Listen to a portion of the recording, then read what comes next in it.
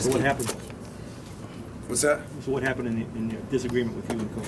Yeah, it's just, I mean, this is a passionate game. It is, and I love Coach Mora, and we're both extremely passionate people, and we're both defensive-minded people.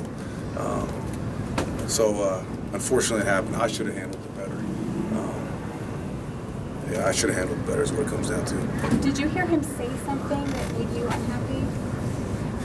Yeah, I mean, we're good, bad, indifferent. There's always a response from both of us, you know, especially when the defense is on the field, you know. So it's a thing where I just responded in the wrong way. I did. I should have responded better. When did you realize, hey, that was a mistake, I better turn around and go back and do my job? About 30 seconds into it. You actually handed him your play card, right? Yeah. What was that? Was that symbolic of something? Did you want him to, was it like you called the plays? I'm not sure exactly. I was in a moment of, obviously I lost a little control. I can't do that. I can't do that. That's not a good message for my players. Yeah, I got to handle it better. You know, my strength is my passion. My weakness is my passion too at times. But don't you want that as a coach? You don't want that filter, like, you know, pretty much blue-collar coach on the side. Right. You want that in passion, don't you? Well, that's unfortunately, like it or hate it, that's kind of what I am. You know, I try to be honest with the coaches and the players and be honest with you guys.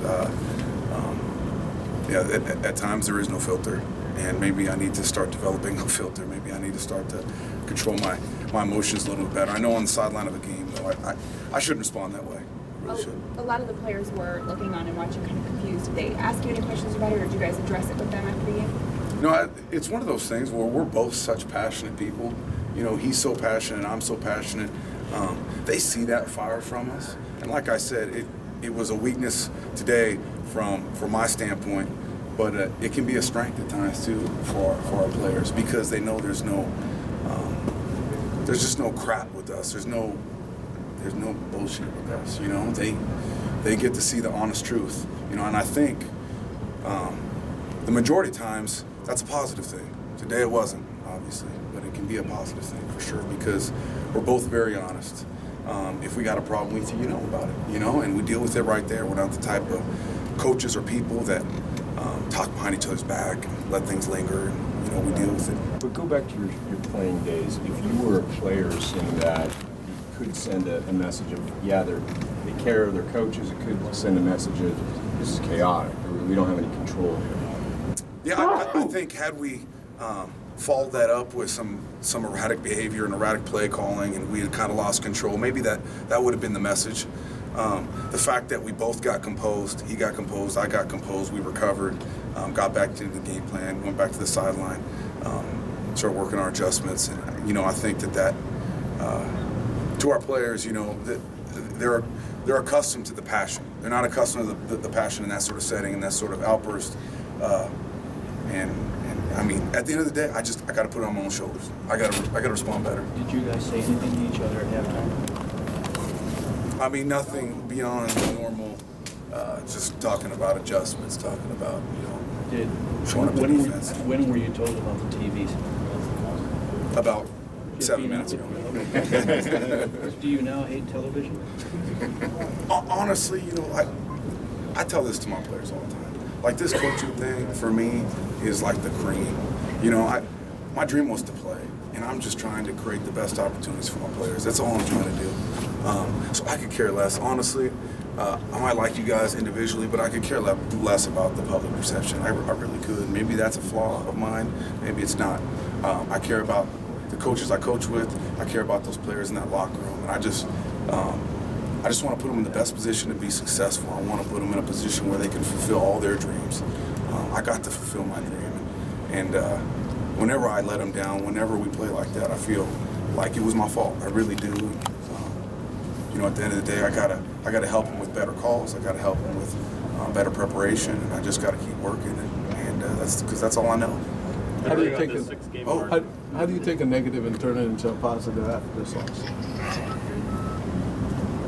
I mean, adversity is always an opportunity to grow, always an opportunity to get better.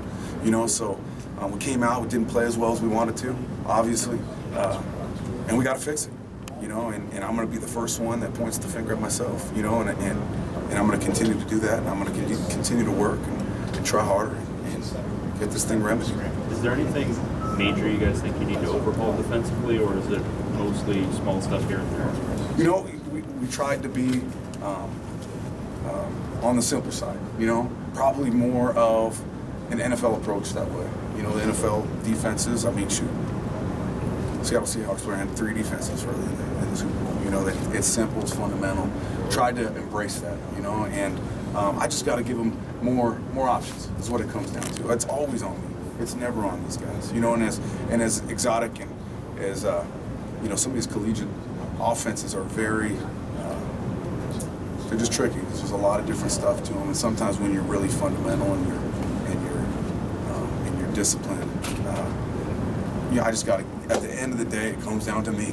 I just got to give more options. Is what I got to do. How do you, I think we're talking about you guys being passionate and having fire. How would you diagnose your teams, especially the defense, their passion, their players, especially in that second half that came out 21-22 points? Right.